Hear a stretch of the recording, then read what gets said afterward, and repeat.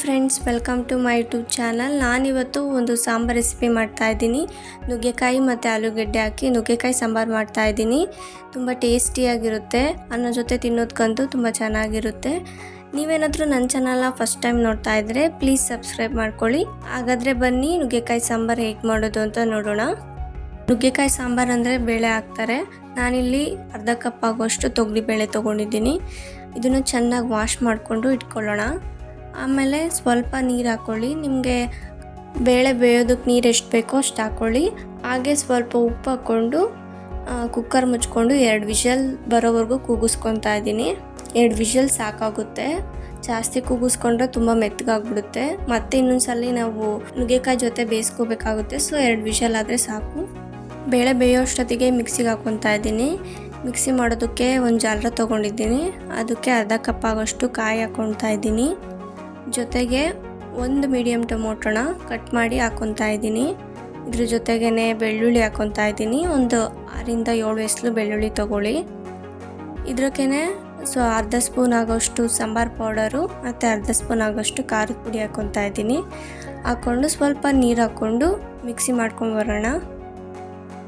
ಇವಾಗ ಮಿಕ್ಸಿ ಆಗಿದೆ ನೋಡಿ, ಈ ಥರ ರುಬ್ಕೋಬೇಕು. ಇವಾಗ ಒಗ್ಗರಣೆ ಹಾಕ್ಕೊತಾ ಇದ್ದೀನಿ. ಒಗ್ಗರಣೆಗೆ ಒಂದು ಪಾತ್ರೆ ಇಟ್ಕೊಂಡಿದ್ದೆ. ಪಾತ್ರೆ ಕಾದ್ಮೇಲೆ ಒಗ್ಗರಣೆಗೆ ಎಷ್ಟು ಬೇಕೋ ಅಷ್ಟು ಎಣ್ಣೆ ಹಾಕ್ಕೊಳ್ಳಿ. ನಾನಿಲ್ಲಿ 2ರಿಂದ 3 ಸ್ಪೂನ್ ಎಣ್ಣೆ ಹಾಕ್ಕೊಂಡಿದ್ದೀನಿ. ಎಣ್ಣೆ ಕಾದ್ಮೇಲೆ ಸಾಸಿವೆ ಹಾಕ್ಕೊತಾ ಇದ್ದೀನಿ. ಜೊತೆಗೆ ಜೀರಿಗೆ ಕೂಡ ಹಾಕ್ಕೊತಾ ಇದ್ದೀನಿ. ಎಲ್ಲ ಚಟಪಟ ಅಂದಮೇಲೆ ಕರಿಬೇವು ಹಾಕ್ಕೊತಾ ಇದ್ದೀನಿ. ಕರಿಬೇವೆಲ್ಲ ಚೆನ್ನಾಗಿ ಫ್ರೈ ಆಗೋವರೆಗೂ ಫ್ರೈ ಮಾಡಿಕೊಂಡು ಆಮೇಲೆ ಈರುಳ್ಳಿ ಹಾಕ್ಕೊತಾ ಇದ್ದೀನಿ. ಒಂದು ಈರುಳ್ಳಿನ ಸಣ್ಣ ಸಣ್ಣಗೆ ಹಚ್ಕೊಂಡು ಹಾಕ್ಕೊತಾ ಇದ್ದೀನಿ. ಇವಾಗ ಚೆನ್ನಾಗಿ ಗೋಲ್ಡನ್ ಕಲರ್ ಬರೋವರೆಗೂ ಫ್ರೈ ಮಾಡ್ಕೊಳ್ಳಿ.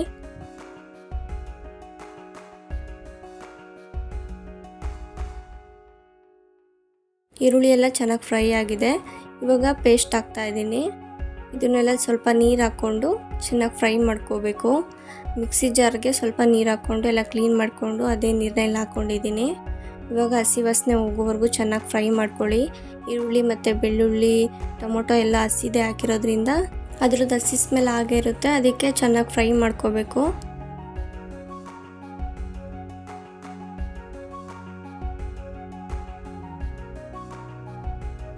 ನೋಡಿ, ಚೆನ್ನಾಗಿ ಫ್ರೈ ಆಗಿದೆ. ಆಯಿಲೆಲ್ಲ ಮೇಲ್ಗಡೆ ಬಂದಿದೆ. ಇವಾಗ ಎಲ್ಲ ಮಿಕ್ಸ್ ಮಾಡಿಕೊಂಡು ಇಷ್ಟು ಫ್ರೈ ಆದರೆ ಸಾಕು, ಜಾಸ್ತಿ ಫ್ರೈ ಮಾಡ್ಕೊಳಕ್ಕೆ ಹೋಗಬೇಡಿ. ಇವಾಗ ನಾನು ನುಗ್ಗೆಕಾಯಿ ಹಾಕ್ಕೊತಾ ಇದ್ದೀನಿ. ನೋಡಿ, ಚಿಪ್ಪೆ ಎಲ್ಲ ತೆಗೆದು ಈ ಸೈಜಲ್ಲಿ ಕಟ್ ಮಾಡಿ ವಾಶ್ ಮಾಡಿ ಹಾಕ್ಕೊತಾ ಇದ್ದೀನಿ. ಇದ್ರ ಜೊತೆಗೇ ಆಲೂಗಡ್ಡೆ ಕೂಡ ಹಾಕ್ಕೊಳ್ಳೋಣ. ಆಲೂಗಡ್ಡೆನೂ ಅಷ್ಟೇ ಚೆನ್ನಾಗಿ ವಾಶ್ ಮಾಡಿ ಸಣ್ಣ ಸೈಜಲ್ಲಿ ಕಟ್ ಮಾಡಿಕೊಂಡು ಈ ಸೈಜಲ್ಲಿ ಕಟ್ ಮಾಡ್ಕೊಂಡಿದ್ದೀನಿ ನೋಡಿ. ಇವಾಗ ಅದು ಆಲೂಗಡ್ಡೆ ಕೂಡ ಹಾಕ್ಕೊತಾ ಇದ್ದೀನಿ. ಎರಡನ್ನೂ ಚೆನ್ನಾಗಿ ಮಿಕ್ಸ್ ಮಾಡಿಕೊಂಡು ಮಸಾಲೆ ಜೊತೆ ಹೊಂದ್ಕೋಬೇಕು. ಅಲ್ಲಿವರೆಗೂ ಫ್ರೈ ಮಾಡ್ಕೋಬೇಕು ಸ್ವಲ್ಪ.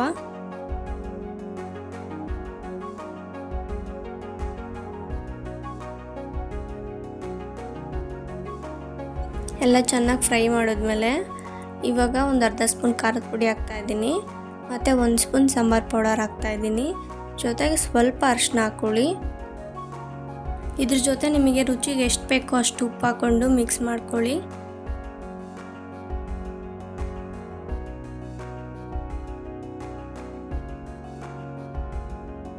ಸ್ವಲ್ಪ ಗಟ್ಟಿಯಾಗಿದೆ ಅನಿಸ್ತಾ ಇದೆ, ಅದಕ್ಕೆ ನೀರು ಹಾಕ್ಕೊತಾ ಇದ್ದೀನಿ.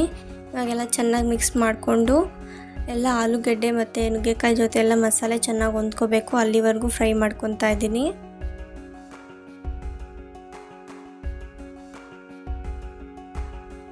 ಇವಾಗ ನೋಡಿ, ಎಲ್ಲ ಚೆನ್ನಾಗಿ ಫ್ರೈ ಆಗಿದೆ. ಇವಾಗ ಬೇಯಿಸ್ಕೊಂಡಿರೋಂತಹ ತೊಗರಿಬೇಳೆ ಹಾಕ್ಕೊತಾ ಇದ್ದೀನಿ. ನೀರು ಜೊತೆಗೇ ಹಾಕ್ಕೋಬೇಕು. ಇವಾಗ ಚೆನ್ನಾಗಿ ಮಿಕ್ಸ್ ಮಾಡ್ಕೊಳ್ಳೋಣ. ಎಲ್ಲ ಚೆನ್ನಾಗಿ ಹೊಂದ್ಕೋಬೇಕು. ಅಲ್ಲಿವರೆಗೂ ಮಿಕ್ಸ್ ಮಾಡ್ಕೊತಾ ಇದ್ದೀನಿ.